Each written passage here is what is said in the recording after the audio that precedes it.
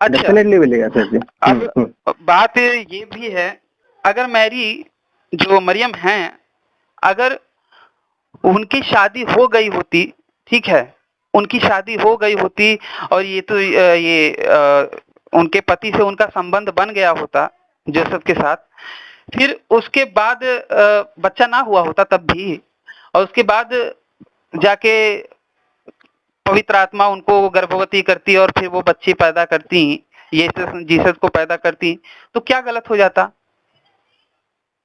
Problem ये है ना सर जी कि उस समय काल के कल्चर के बारे में देखेंगे ना, तो समझो होने के बाद अगर हम लोग कहते हैं ना, तो शायद लोग जो है ना उसको, ये अभी की तरह नहीं है। हाँ सर जी, वो कल्चर एक अलग कल्चर था जहाँ पर शादी के बाद अगर हुआ होता ना, तो लोग यहाँ पे ये जो है फॉल्स एलिगेशन लगाते कि नहीं नहीं शादी हो गया, वो उनके इसमें से ही जो है बीच से जो है पैदा हुआ है, ये मिराकुलस बर्थ कुछ है ही नहीं, कर लोग आमतौर पर इसको रिजेक्ट कर देते। दुनिया के शुरुआती सबसे बड़े दार्शनिक में या फिर फिलोसोफर में माना जाता है, ये यूनानी दार्शनिक था, और इसने द ट्रू वर्ल्ड में अपनी किताब में, जो कि लगभग 178 ईस्वी में आई थी, उसमें इसने दावा किया था कि मरियम ने अपने पति यूसुफ के साथ विश्वासघात किया था, और वह पंथेरा नाम के एक रोमन सैनिक के साथ गर्भवती हुई थी, और केवल बदनामी से बचने के लिए, क्योंकि वो टाइम का, जैसा कि आपने भी बताया कि वो टाइम का समाज अलग था, तो वो टाइम के समाज से बचने के लिए वो लोगों ने ये इस तरीके की कहानियां बताई। तो उस तरीके से देखा जाए तो सिकंदर महान हो गए, महात्मा बुद्ध हो गए, हरक्यूलिस का तो मैंने बताया ही, ऑगस्टस हो गए, इन सभी को ईश्वर पुत्र या फिर चमत्कारिक जन्म लेने वाला बोला जाता था। यहाँ तक के हमारे यहाँ पे श्री कृष्ण जी के लिए भी ये कहते हैं लोग कि भैया वो जो कारागार में पैदा हुए थे, वो माँ के गर्भ में नहीं पैदा हुए थे, वो डायरेक्ट अवतार लिए थे। इस तरीके से भी बातें बोली जाती हैं। हालांकि मैं तो यही मानता हूँ कि नहीं भैया, वो माता के गर्भ से ही पैदा हुए थे, और वासुदेव जो थे उन्हीं का गया था माता के गर्भ में। मैं इस पे स्ट्रांगली बिलीव करता हूँ, और इस पे अच्छे अच्छे जो कृष्ण भक्त हैं उनसे भी मैं भिड़ सकता हूँ। ठीक है, अच्छा। तो डीएनए तो सेम होना चाहिए था सभी मनुष्यों का। डार्विन की किताब आपने पढ़ी है? हाँ, डार्विन के बारे में पता है मेरे को। किताब नहीं पढ़ी है मतलब? तो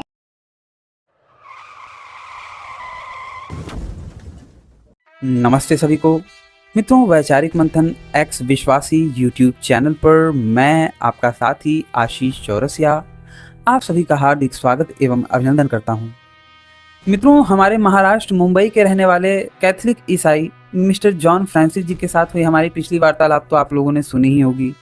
अगर ना सुनी हो तो ऊपर दिख रहे आई बटन पर क्लिक करके आप हमारी पिछली बातचीत को अवश्य सुनिए, क्योंकि पिछली बातचीत को सुन के ही आपको पता चलेगा कि किस प्रकार से फ्रांसिस जी के साथ मेरी पहली वार्तालाप शुरू हुई थी, जहाँ पे हमने बाइबल की नैतिकता और उस बाइबल को मानने वाले सर्वाधिक लोग अनैतिक कार्य क्यों कर रहे हैं, इस पर चर्चा करी थी।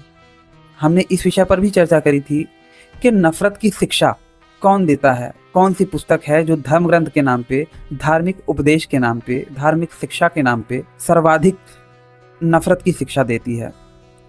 मूर्ति पूजकों के विरुद्ध किस किताब में जहर उगला गया है।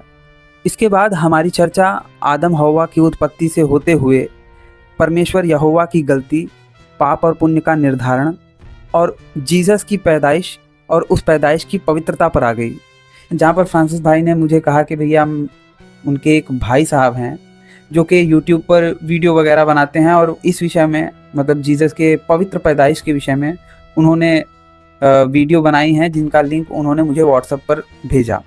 लगभग 3 वीडियो की श्रृंखला थी और वो तीनों वीडियो का लिंक उन्होंने मुझे भेजा, और मैंने अच्छे से उन वीडियो को सुना।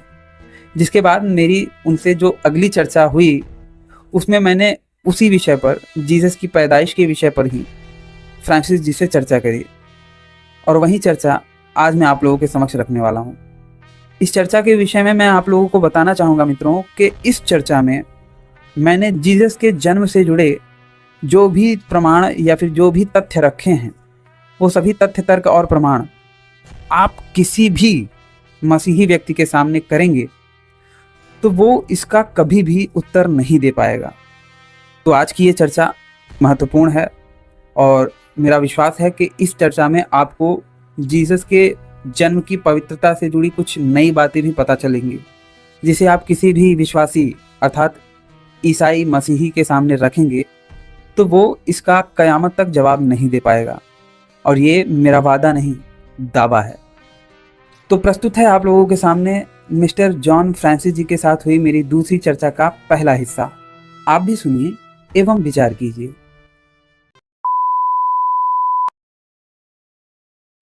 हेलो। हाँ फ्रांसिस जी, नमस्कार। जी जी आशीष भाई, गुड इवनिंग जी। अभी खाली हैं? हाँ जी जी जी, बोलिए ना। क्षमा कीजिएगा, वो तभी फोन किए थे, मैं थोड़ा सा ध्यान। नहीं नहीं नहीं, नो प्रॉब्लम।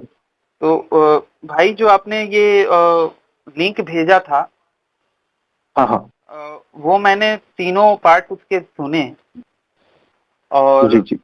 उसमें मतलब मैं ये कह रहा था कि उसमें वैज्ञानिक तरीके से क्यों बताना चाहते हैं कि वो जो जीसस का बर्थ है वो वैज्ञानिक है। अब जैसे कि वो कह रहे हैं कि उनमें पिता के जो डीएनए हैं वो नहीं आए थे, केवल माँ के ही डीएनए आए थे, ठीक है।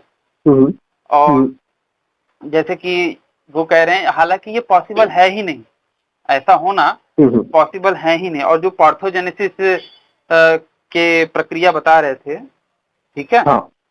तो पार्थोजेनेसिस ये स्तनधारियों में नहीं होता, ठीक है, मैमल्स में नहीं होता, ये कीड़े मकोड़ों या फिर पंछियों में होता है, लेकिन ये इंसानों में नहीं हो सकता। पहली बात, पार्थोजेनेसिस वाली प्रक्रिया। आप ये इस बात से एग्री करते हैं? मुझे ये पढ़ना होगा और कि क्या ये सिर्फ यहीं पर लिमिटेड है या फिर वो लिंक भेजने से पहले आपने तो पढ़ा ही हो वो। हाँ, यस, आपने ही तो देखा तो होगा ही ना। यस। मेरी आवाज आ रही है ना प्रॉपर? आ रहा है, थोड़ा सा सुन लो है बस अभी। जी हाँ, थोड़ा सा बेटर है। हाँ, तो जैसे कि पार्थोजेनेसिस प्रक्रिया में जो भी चीजें बताई गई हैं वो अगर डेवलपमेंट के लिए, हाँ, लेकिन वो अगर आप देखें तो ये ऐसा होना हो ही नहीं सकता, क्योंकि अच्छा आपने ये हाई स्कूल में ये क्या कहते हैं, रिप्रोडक्टिव वाला पार्ट तो पढ़ा ही होगा। Reproductive system. अब अगर पार्थोजेनेसिस मान भी लिया जाए तो पार्थोजेनेसिस में जो भी जीव पैदा होते हैं ना, वो मादा ही होते हैं, नर नहीं होते, ठीक है। मादा यानी कि इसको फीमेल बोलते हैं हम, ये इंग्लिश में? हाँ, फीमेल ही होते हैं, मेल नहीं होते। और सबसे बड़ी बात ये होती है कि क्रोमोसोम की बाधा आ जाती है। एक्स और वाई क्रोमोसोम पता है ना आपको? तो एक्स और वाई पुरुष के पास होता है, औरत के पास केवल एक्स होता है। तो अगर केवल मरियम के द्वारा हुए हैं यीशु, तो यीशु को मेल नहीं फीमेल होना चाहिए था। और अगर फीमेल हो जाते यीशु तो क्या ही दिक्कत हो जाती परमात्मा को, परमेश्वर को, अगर वो फीमेल पैदा होते तो।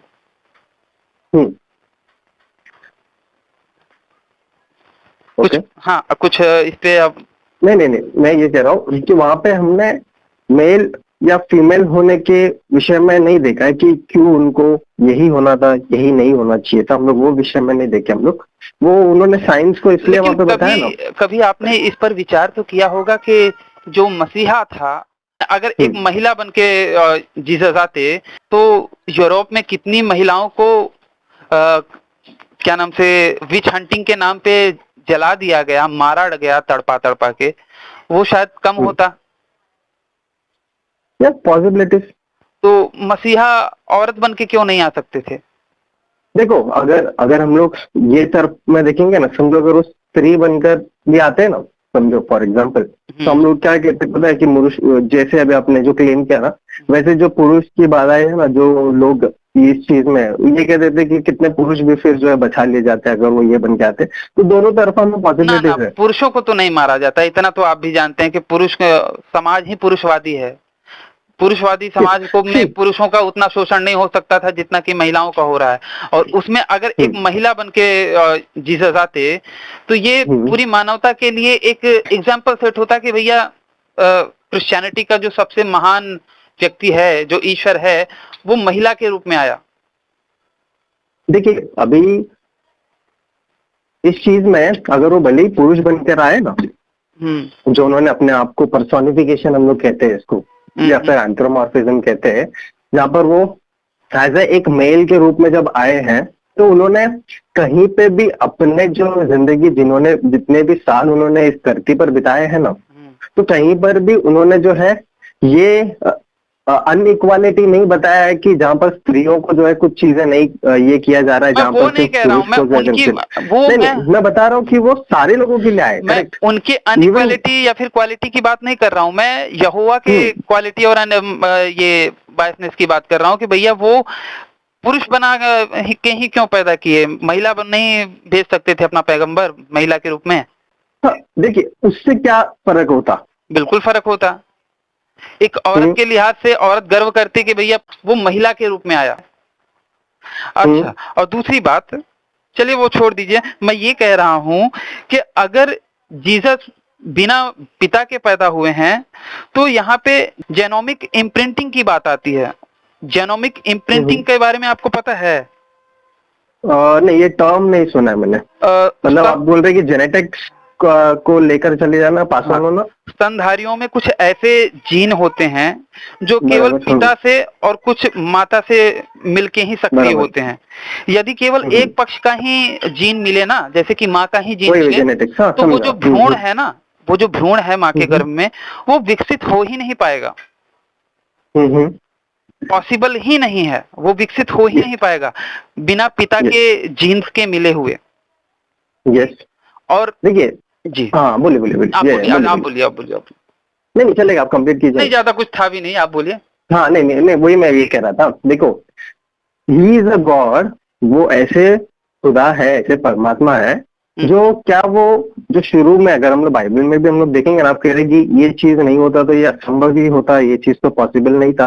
तो उन्होंने पहले मनुष्य को ही बनाया, ऐसे बनाया जहाँ पे it was out of nothing. ठीक है, ये नहीं था कि कभी के टाइम पे भी कुछ उन्होंने कुछ जेनेटिक्स को उठाया, उससे कुछ बनाया। क्या उन्होंने आउट ऑफ नथिंग ही उन्होंने समथिंग को बनाया हुआ है। तो यहाँ पे इसीलिए उसको मिराकुलस बर्थ कहा जाता है, जहां पर बिना कुछ किए परमेश्वर ने जो है वहां पर एक अद्भुत जो है चमत्कार के द्वारा उस गर्भ को जो है, उस वूम्ब को उन्होंने भराए कर। तो इट इज अ मिराकल, जो हमें विश्वास करना। बात यह है कि उसे जो फ्रांसिस जी अपने तीनों वीडियो में वैज्ञानिक और साइंटिफिक बताने का प्रयास कर रहे हैं, मैं कह रहा हूँ तब साइंटिफिक उसको बताने का प्रयास क्यों कर रहे हो? उसमें साइंस का लॉजिक क्यों लगा रहे हो? सीधा सीधा बोलो ना, इसमें हमारा अंधविश्वास है या फिर ये चमत्कार है, चमत्कार के आगे हम कुछ इस पे लॉजिक लगाएंगे है ना। उन्होंने बताया ना, नहीं उन्होंने बताया ना लास्ट में, इसलिए मिराकुलस बर्थ बताया जाता है। मिराकुलस बर्थ बोला मेरे भाई, लेकिन उसके इर्द गिर्द जो वो साइंटिफिक चीजें लॉजिक बता रहे थे,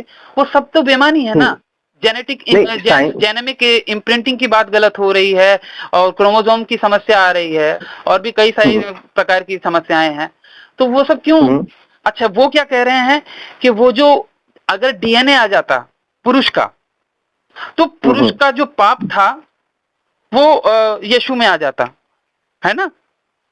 हाँ, वो बीज के बारे में बता रहे थे आप। हाँ, तो वही बीज, और अगर वो माँ से पैदा हुए तो वो क्या नाम से डीएनए नहीं आया क्या?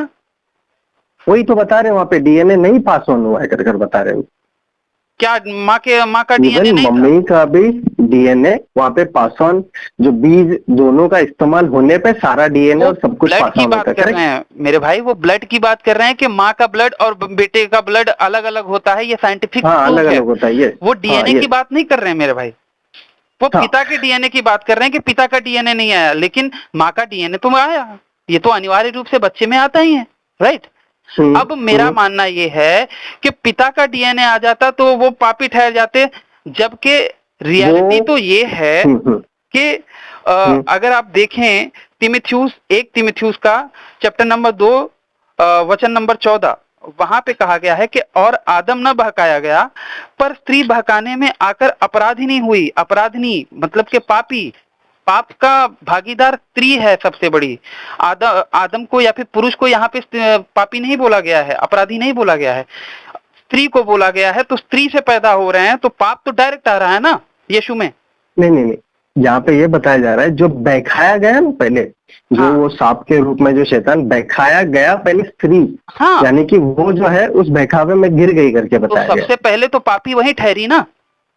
तो पुरुष का पाप कौन सा ऐसा स्पेशल था कि पुरुष का पाप आता तो जीसस पापी हो जाते, जबकि मेन जो पापी है, जिसे बाइबल कह रहा है, जिसे यहोवा कह रहे हैं, वो पापी तो औरत है जिसकी वजह से पैदा हो रहे हैं जीसस।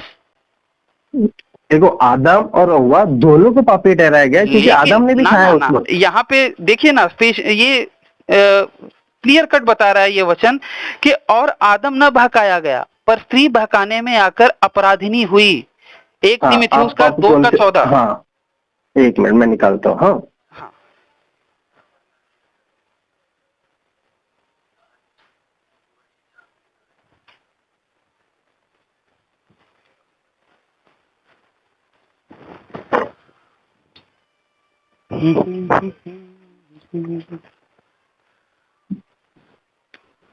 प्यासे प्यासे मेरे लबों के लिए। हाँ, यस, निकाला हूँ मैं। तो यहाँ पे क्या लिखा हुआ है? And Adam was not deceived but the woman was deceived first and became a transgressor. ठीक है, तो यहाँ पर अगेन मैं आपको ये बता रहा हूँ, मैं बता रहा हूँ, मैं जो समझता हूँ ना, मैंने जो पढ़ा है, यहाँ पर पॉल अगेन एक कॉन्टेक्स्ट है इसके पीछे। वो तिमोथीस के कलीसिया को बता रहा है, जहाँ पे एक चर्च अथॉरिटी के बारे में बात करते हैं ना। तिमोथी एक चर्च के पासबान के रूप में जो है वहां पर इलेक्ट हुए थे। ठीक है, तो चर्च का जो ऑर्डर होता है ना, आज भी हमारे जो चर्च में जो मेन लीडर काउंट होते हैं वो पासबान होते हैं, फिर उसके बाद जो है कमिटी मेंबर्स होते हैं, उसके बाद जो है नॉर्मल ले मेंबर्स होते हैं, वैसा। तो वहां पर मैं ये नहीं कह रहा हूँ कि किस समय में कहा है, मेरा सवाल ये है कि जो कहा है वो गलत है क्या? तो हिस्टोरिकल बैकग्राउंड देखना ही पड़ेगा ना, क्यों कहा है। बैकग्राउंड मैटर नहीं करता, जो कहा गया है वो मैटर करता है मेरे को। नहीं, किस हिस्ट्री में किस कॉन्टेक्स्ट का मतलब क्या होता है कि कौन सा दरमियान में क्या कंडीशन में क्या सराउंडिंग्स में लिखा गया, क्यों लिखा गया कर। अच्छा ठीक है, आप बोलिए। समझ रहे, मैं वही बता रहा हूँ। तो इसके लिए वो चर्च का जब अथॉरिटी के बारे में बात आ रहा है ना, कि टीचिंग एंड अथॉरिटी के बारे में, वहां पर ये बता रहे कि first it is man first करके वो बता रहा है, फिर then that is the women करके। फिर क्यों ये बता रहा है, क्यों ये पैटर्न जो है, because Christ is our aid. And पहले जो पाप में जो पड़ गया ना, जो डिसीव हो गए, वो पहले स्त्री थी करके वहां पे बताया गया है, ना कि पहले जो है पुरुष। तो वो एग्जाम्पल देते हुए पॉल यहाँ पे बता रहे हैं कि इसलिए जो चर्च को लीड करने का अथॉरिटी पहले पुरुष को दिया हुआ है करके। बिल्कुल, क्योंकि पुरुष पापी नहीं है, स्त्री पापी है। पापी है, नहीं, पापी है, पुरुष भी पापी है, बट पहले के बारे में बात कर रहे हैं। पहला पापी कौन था? स्त्री ने किया। स्त्री ने किया ना, सबसे पहले तो उसने गलती करी ना। तो सबसे बड़ा पापी कौन हुआ? आदम, ये पुरुष और स्त्री में सबसे बड़ा पापी कौन हुआ? जो पहले भटकाया गया, जिसने उसके बाद दूसरे को भी भटकाया, वो तो सबसे बड़ा पापी होगा ना। तो पाप तो वही डीएनए तो आया ना। हाँ, दोनों पापी हैं वहाँ पे। जीसस ने तो पाप से पैदा हुआ, पाप से पैदा हुआ तो पापी ही ठहरेगा ना। देखो यहाँ पे क्या स्त्री का बीज इस्तेमाल हुआ उसमें? डीएनए बीज जो होता है ना, जो बीज। अब अगर आप ये भी कहो कि भैया खून भी नहीं इस्तेमाल हुआ, डीएनए भी इस्तेमाल नहीं हुआ, जीन्स भी इस्तेमाल, मतलब वही इस्तेमाल कुछ भी नहीं हुआ, तो भैया जमीन फाड़ के पैदा कर देते ये उसको, क्यों औरत का सहारा लिया? यही मैं कह रहा हूँ, फिर क्यों इस मिराकल पे हम लोग बिलीव नहीं कर सकते? फिर नहीं, क्या हम लोग गॉड को लिमिट कर रहे हैं फिर यहाँ पे? देखिए डीएनए हर एक बच्चे का, जो हर एक माँ का जो डीएनए रहता है वो बच्चे में आता है, ये नॉर्मल सी बात है, मानी हुई बात है। ठीक है, आपको ये प्रूफ करना है कि जीसस में ऐसा नहीं हुआ था। है कोई प्रूफ आपके पास? क्या नहीं हुआ था? जीसस में डीएनए नहीं आया था, इसका कोई सबूत है आपके पास? बाइबल में कोई प्रमाण मिलता है कि जीसस के अंदर कोई डीएनए नहीं आया था? बाइबल क्लियरली ये बताया गया, होली स्पिरिट जो कवर किए थे उनको, और एक मिराकुलस बर्थ हुआ है विदाउट एनी बायोलॉजी करके बताया गया। मरियम के पेट से ही है ना। हाँ, वो मरियम के पेट में, वो है मरियम के पेट में ये एक जगह है, वो क्या एक जगह है? वाई, देखिए इंसान को पैदा करने के लिए जो वाई क्रोमोसोम होता है, एक पुरुष को पैदा करने के लिए जो वाई क्रोमोसोम होता है ना, वो केवल और केवल मनुष्य में ही पाई जाती है। मनुष्य मतलब के एक पुरुष में ही पाई जाती है, ठीक है, पूरे ब्रह्मांड में, ठीक है। तो आप बताइए कि वो जो क्या नाम से क्रोमोसोम है वो कहाँ से आया, वो किसने डाला मरियम के पेट में? वो फिजिकल क्रोमोसोम अगर हम कहते हैं कि ये दोनों से ही हुआ जाएगा, तो मैं ये बता रहा हूँ आपको, पॉइंट मेरा ये रख रहा हूँ कि पहले के आदम और हवा फिर कैसे आए? पहले के आदम और हवा की अगर आप बात करेंगे तो आदम और हवा का कॉन्सेप्ट, इसका क्या सबूत है कि एक आदमी और एक औरत ही बने थे? यानी मैं समझा नहीं। इसका कोई सबूत है आपके पास सिवाय किताब के? कोई सबूत है कि हाँ आदम और हवा ही बने थे? मैं किताब के सिवाय बोला, किताब के अलावा कोई सबूत है आपके पास कि केवल एक और एक इंसान और एक औरत से ही सारी दुनिया बनी? अगर ऐसा होता तो डीएनए सबके सेम होने चाहिए थे, बराबर, किसी के डीएनए में डिफरेंस होने ही नहीं चाहिए था, क्योंकि जो हवा थी वो भी तो आदम के बाएं पसली से बनी थी, तो डीएनए तो सेम होना चाहिए था सभी मनुष्यों का। डार्विन की किताब आपने पढ़ी है? हाँ, डार्विन के बारे में पता है मेरे को। किताब नहीं पढ़ी है मतलब? तो मेरा कहना ये है कि आपने ये बताइए ना कि जब सेम डीएनए होगा तो सेम डीएनए से पैदा होने वाले बच्चे भी तो सेम डीएनए के होंगे।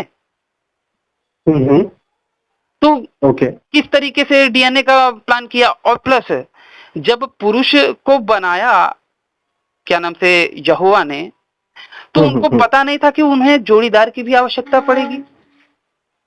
पड़ता था उस वक्त, क्योंकि वहां पे लिखा है कि वो सभी जानवरों को उनके सामने लाते गए कि देखें कि ये जो आदम है ये किसे अपना सहायक चुनता है, सहायक चुनता है, सहायक सेक्रेटरी चुनता है। औरत महज एक सेक्रेटरी है। हेल्पर करके लिखा हुआ है। बिल्कुल, हेल्पर, सेक्रेटरी हेल्प ही करती है ना, और क्या करती है भाई साहब? हेल्पर, सेक्रेटरी वर्ड थोड़ा सा ये लग रहा है। अरे भाई बात तो वही है ना, सेक्रेटरी हेल्पर सेक्रेटरी। तो औरत को पुरुष की सेक्रेटरी के लिए करने के लिए बनाया है। और जैसा कि नए नियम में बोला भी गया है कि और आदम पुरुष महिला के लिए नहीं बनाया गया, बल्कि महिला पुरुष के लिए बनाई गई है। ये वचन है ना, आपने तो पढ़ा होगा, आपको तो स्ट्राइक कर देना चाहिए।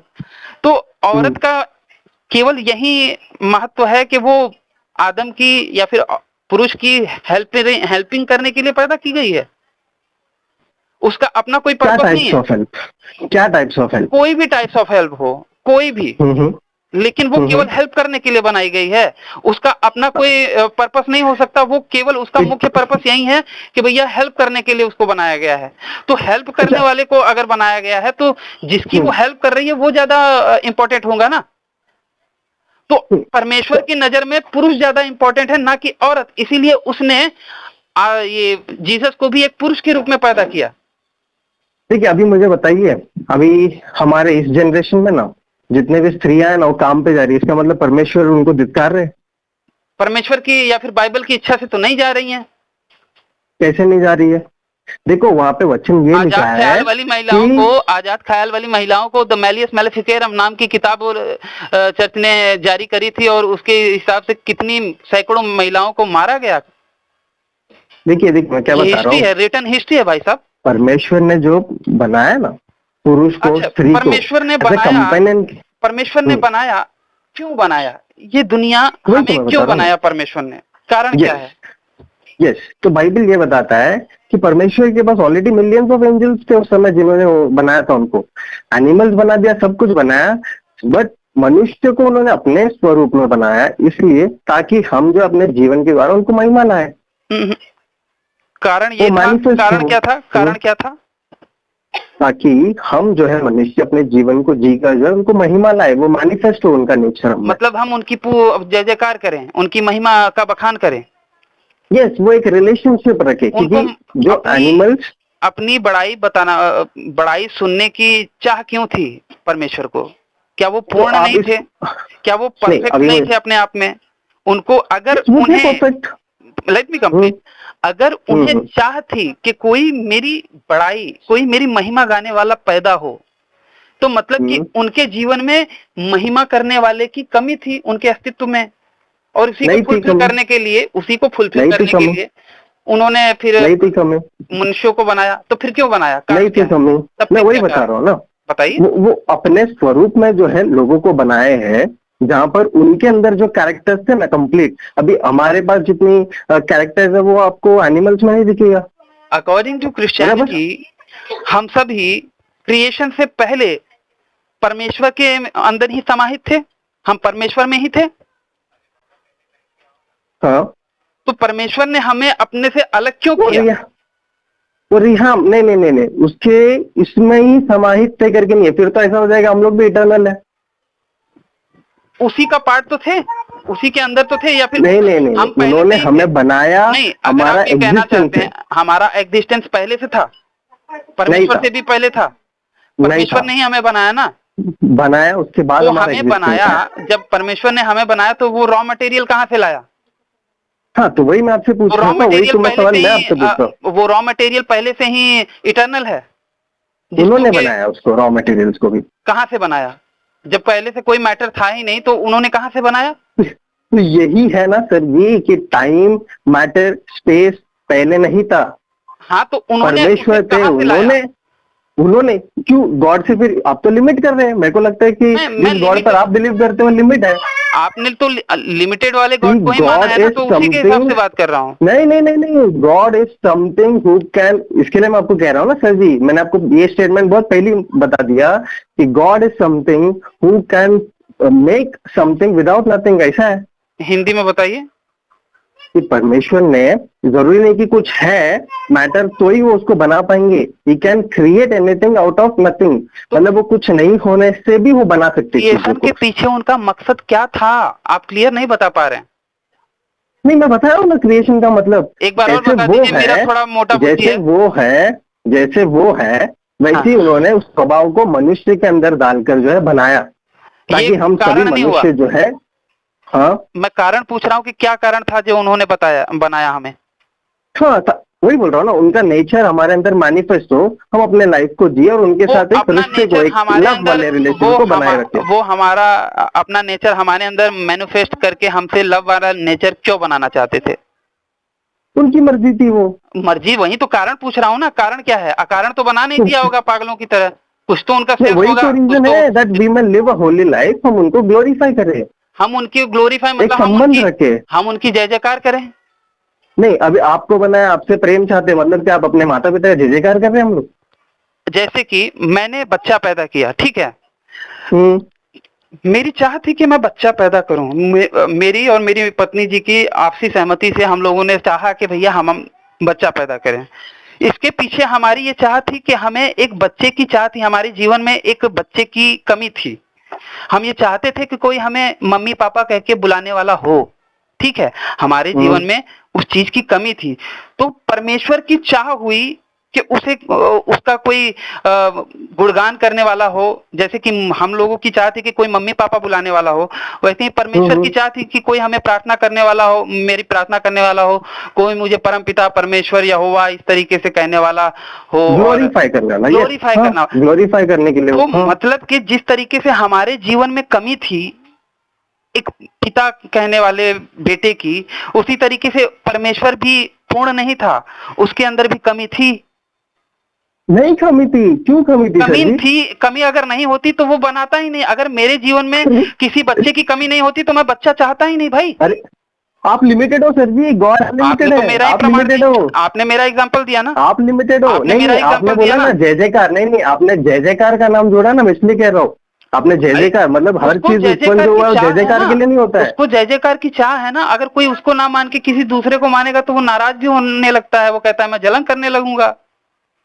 देखो, परमेश्वर ने सब कुछ बनाया, ये नहीं कि उनको नीड थी करके बनाया। मुझे उनको पानी बनाया, समुद्र बनाया, सब चीज बनाया, उनको क्या नीड है इसकी? रीजन क्या था फिर? आपने यही बोला ना, आपने यही बोला ना कि उनको अपनी प्रार्थना करने वाला, अपना सामर्थ्य बताने वाला, उनकी बड़ाई बताने वाला कोई चाहिए था। और जहाँ पे चाह होती है वहां पे फुलफिलनेस नहीं होती। ग्लोरी, जहाँ पे ग्लोरी की चाह है कि कोई ग्लोरी बताने वाला हो, उनकी कोई बड़ाई बताने वाला हो, तो मतलब कि उनके जीवन में कोई बड़ाई बताने वाले की कमी थी।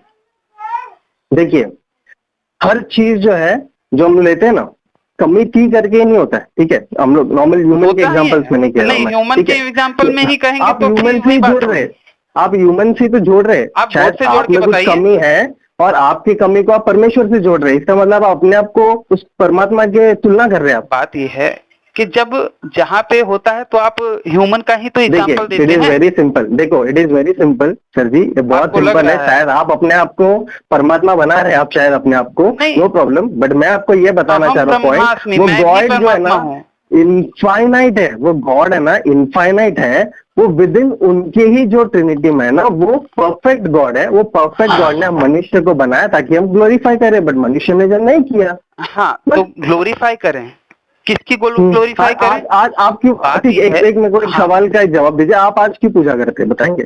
मैं नहीं पूजा करता। ओके, हाँ, मतलब आप कुछ भी नहीं करते? मैं पूजा नहीं करता क्योंकि मैं समझता हूँ कि अगर परमेश्वर है, परमेश्वर को मेरे पूजा करने की चाह नहीं पड़ी है।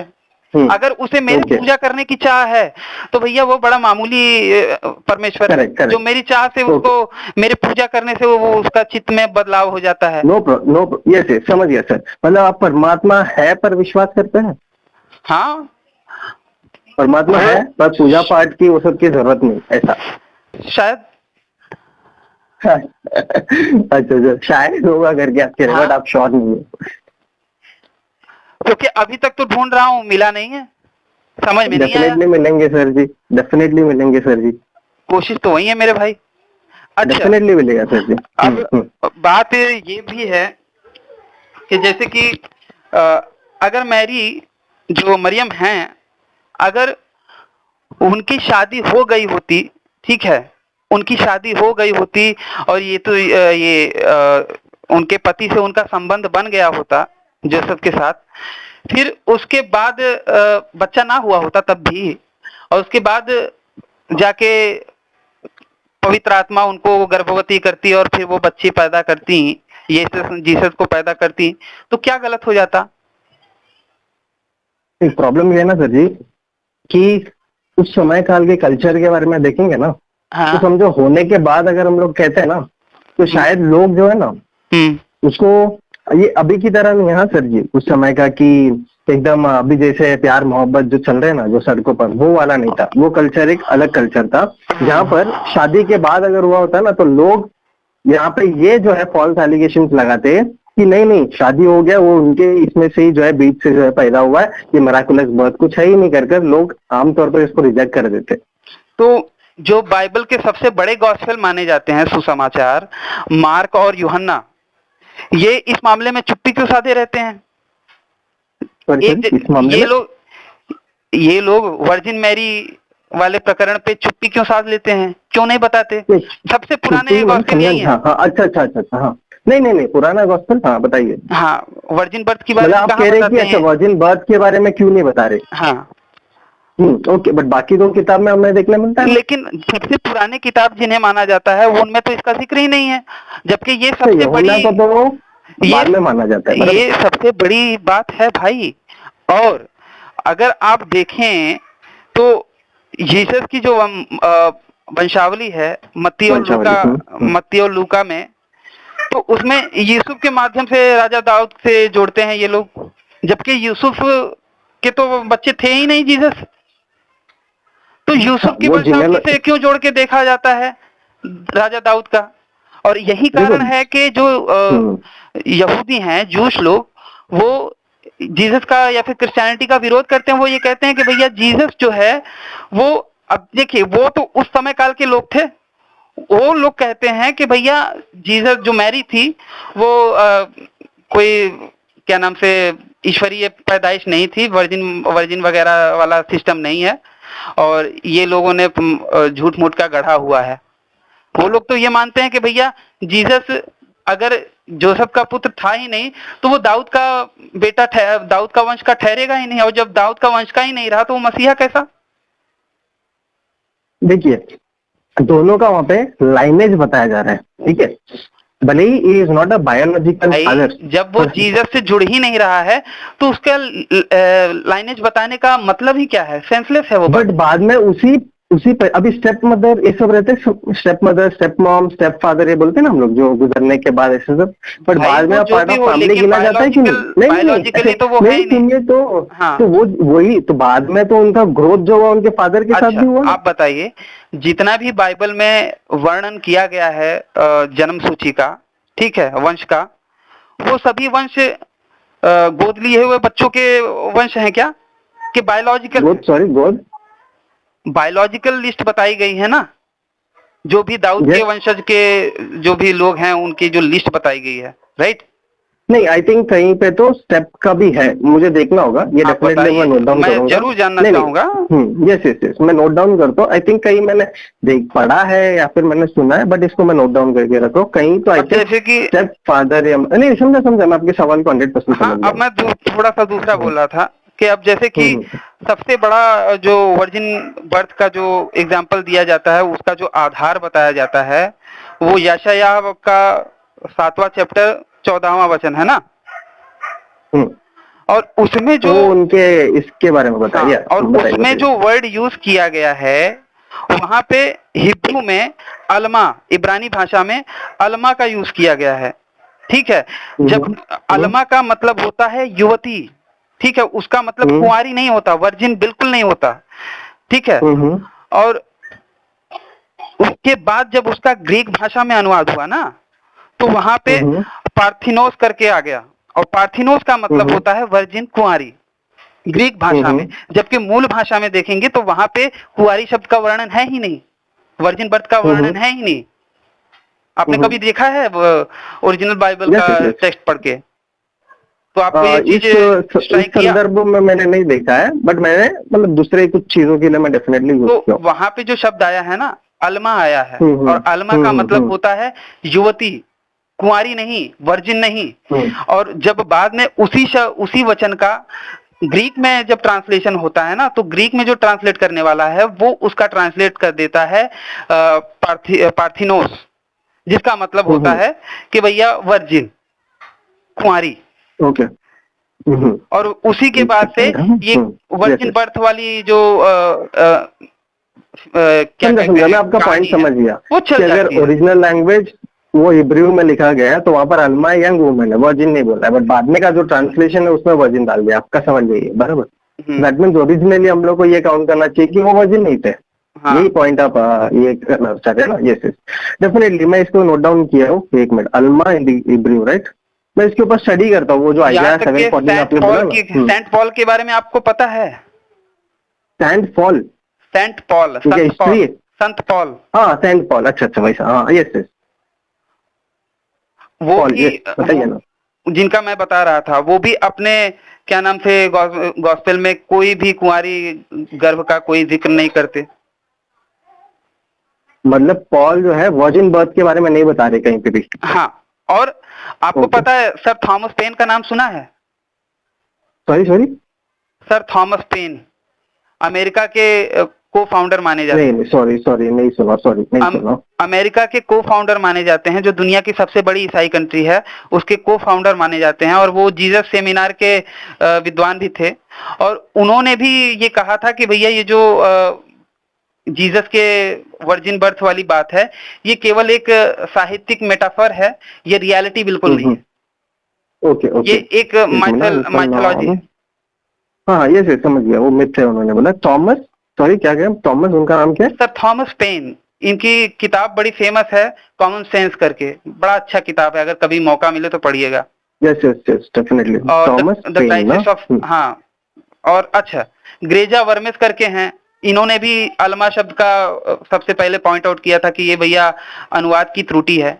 ग्रेजा वर्मिस करके। ग्रेजा, हाँ, बार्ट एहरमैन। ग्रेजा वर्मिस, हाँ, और बार्ट एहरमैन तो पता है। यस, बार्ट एहरमैन का पता है ना, उन्होंने भी बोला था, उन्होंने भी यही सब चीज। अच्छा, सेल्सस का आपको पता है? सॉरी, सेल्सस ये एक यूनानी दार्शनिक था, ठीक है। अच्छा, वही व्यक्ति था ना ये सेल्सस? हाँ, ये इसको मतलब के दुनिया के शुरुआती सबसे बड़े दार्शनिक में या फिर फिलोसोफर में माना जाता है। ये यूनानी दार्शनिक था और इसने द ट्रू वर्ल्ड में अपनी किताब में, जो कि लगभग 178 ईस्वी में आई थी, उसमें इसने दावा किया था कि मरियम ने अपने पति यूसुफ के साथ विश्वासघात किया था और वह पंथेरा नाम के एक रोमन सैनिक के साथ गर्भवती हुई थी। और केवल बदनामी से बचने के लिए, क्योंकि वो टाइम का, जैसा कि आपने भी बताया कि वो टाइम का समाज अलग था, तो वो टाइम के समाज से बचने के लिए वो लोगों ने ये इस तरीके की कहानियां बनाई। और इस तरीके की कहानियां ना बहुत पहले से वहां के लोगों में बहुत पहले से प्रचलित थी। वहां की पौराणिक कथाओं में इस तरीके की कहानियां बहुत पहले से प्रचलित थी। जैसे कि हरकिलीस, उसको भी माना जाता है कि उसकी माँ को देवताओं ने गर्भवती किया था, वो भी दैवीय रूप से गर्भवती हुई थी। और जैसे ग्रीक हो गए, पारसी हो गए, मिस्र हो गए, मिस्र के तो सभी देवताओं को ये माना जाता था कि भैया वो देवताओं से या फिर उनका जो जन्म है वो दैवीय होता है। तो जो वर्जिन बर्थ वाली कल्पना है ना, ये उससे पहले भी लोगों में थी। जैसे कि पेगन त्योहार था क्रिसमस, उसको एक सेकंड ना, इस सेल्सियस का जो आपने किताब बोला द ट्रू वर्ल्ड है ना, the true world, yes continue कीजिए। तो मैं नोट डाउन कर रहा हूँ। तो उस तरीके से देखा जाए तो सिकंदर महान हो गए, महात्मा बुद्ध हो गए, हरक्यूलिस का तो मैंने बताया ही, ऑगस्टस हो गए, इन सभी को ईश्वर पुत्र या फिर चमत्कारिक जन्म लेने वाला बोला जाता था। यहाँ तक कि हमारे यहाँ पे श्री कृष्ण जी के लिए भी ये कहते हैं लोग कि भैया वो जो कारागार में पैदा हुए थे वो माँ के गर्भ में नहीं पैदा हुए थे, वो डायरेक्ट अवतार लिए थे। इस तरीके से भी बातें बोली जाती हैं। हालांकि मैं तो यही मानता हूँ कि नहीं भैया, वो माता के गर्भ से ही पैदा हुए थे और वासुदेव जो थे उन्हीं का स्पर्म गया था माता के गर्भ में। मैं इस पे स्ट्रांगली बिलीव करता हूँ और इस पे अच्छे अच्छे जो कृष्ण भक्त हैं उनसे भी मैं भिड़ सकता हूँ। ठीक है, अच्छा। तो उस तरीके से ये जो ऑथर्स अभी जो आपने कहा है ना, जितने भी ऑथर्स, ये कभी के डेटेड वाले ऑथर्स है? ये अप्रॉक्स मैं इसी पूछ रहा हूँ। ये जिसका मैंने बताया वो 178 ईस्वी का है वो व्यक्ति। 178 यानी कि 188 178 ईस्वी। 178 क्या बीसी है कि एडी क्या है? AD okay. सोचिए उस टाइम पे आपने जैसे कि कहा कि उस टाइम के लोगों ने तो ये नहीं कहा। अब जैसे कि मैंने दो बड़े बड़े अनुवादों को, जो दो बड़े बड़े गॉस्पेल लिखने वालों का मैंने जिक्र किया कि वो लोग तो इस मामले में चुप हैं और केवल एक जगह पे जहां पे कुंवारी वर्जिन बर्थ की बात बताई जा रही है वो भी ग्रीक भाषा की अनुवाद की त्रुटि के वजह से वर्जिन बर्थ हो गया है। नहीं तो अगर आप मूल जो बाइबल जिस भाषा में लिखी गई है उसमें देखें तो वहां पे अल्मा शब्द आया है जिसका मतलब कुंवारी है ही नहीं, जिसको कि आधार बनाता है क्रिश्चियनिटी, वो भी ग्रीक अनुवाद को। तो इस तरीके से बातें हैं कि भैया ये सारी चीजें जोड़ी गई हैं और अधिकतर लोग यही मानते हैं, ग्रेजा वर्मेस भी मानती हैं और कई लोग मानते हैं कि यूसुफ के ही बेटे थे जीसस फिजिकली। इसमें कोई दैवीय वगैरह नहीं है।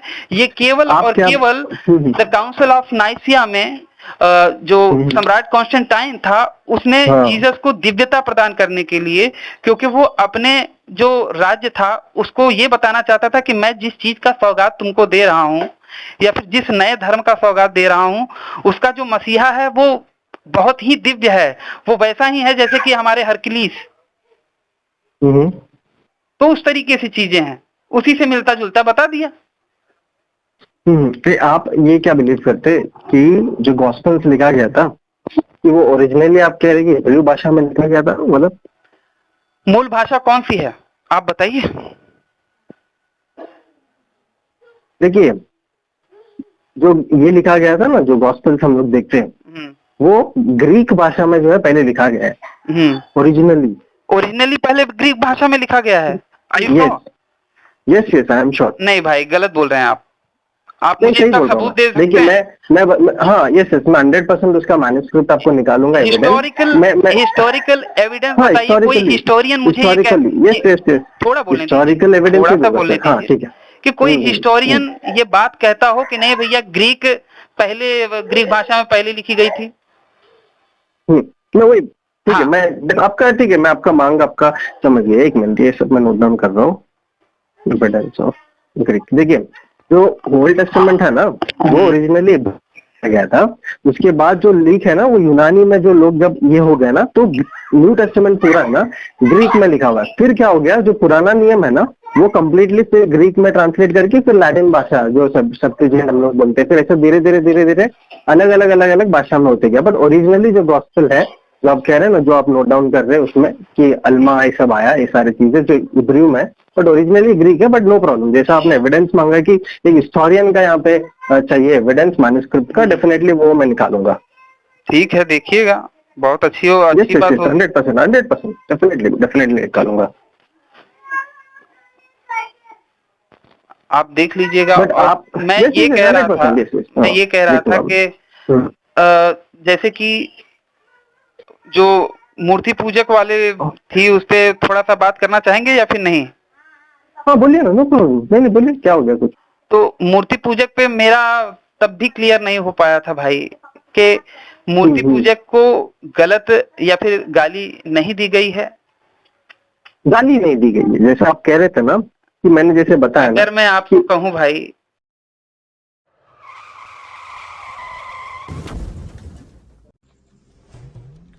तो बस मित्रों, आज का हमारा ये वीडियो यहीं पे समाप्त होता है। जैसा कि आप लोग जानते हैं कि हमारा ये चैनल डीमोनेटाइज हो गया है और फिलहाल इसके मोनेटाइज होने की कोई आशा नहीं दिख रही। तो अगर आप मुझे धर्म के लिए मेरे इस कार्य में सहयोग करना चाहते हैं तो स्क्रीन पर दिख रहे QR कोड पर आप मुझे सहयोग कर सकते हैं। और अगर आप सामर्थ्यवान नहीं हैं तो कोई बात नहीं, कम से कम अपने इस चैनल को सब्सक्राइब करें और इस वीडियो को अपनी मित्र मंडली में ज़्यादा से ज़्यादा शेयर करें। हो सकता है आपके एक शेयर से हमारा कोई भाई या बहन इनकी सच्चाई से अवगत हो जाए और अधर्म में जाने से बच जाए। अपने जीवन काल में प्रतिवर्ष एक पेड़ अवश्य लगाएं, क्योंकि बाकियों के लिए तो जन्नत और जहन्नुम है, लेकिन आपको पुनः इसी धरती पे आना है। तो इस धरती माँ की रक्षा के लिए एक पेड़ प्रतिवर्ष अवश्य लगाएं।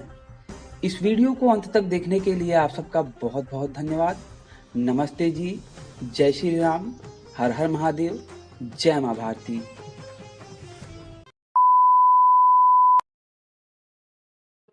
और एक बुरा व्यक्ति आनंद का हकदार हो जाता है बस इसलिए क्योंकि वो अंत समय में जेल में है और उसने यीशु को स्वीकार कर लिया, विश्वास कर लिया कि भैया वो समय पे तो उसको तो नहीं पता था अंत है ना वो। जेफरी हैमर का नाम सुना है आपने? उनको जेफरी हैमर नहीं।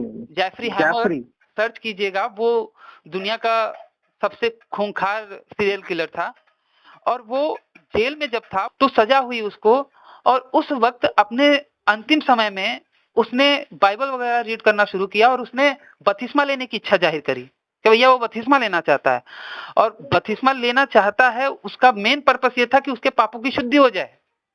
और भाई साहब, हैरानी इस बात की नहीं है कि उसने बपतिस्मा लेना चाहा, हैरानी इस बात की है कि पास्टर लोग दौड़ पड़े उसको बपतिस्मा देने के लिए कि हाँ भैया तुम्हारा पाप क्षमा हो जाएगा।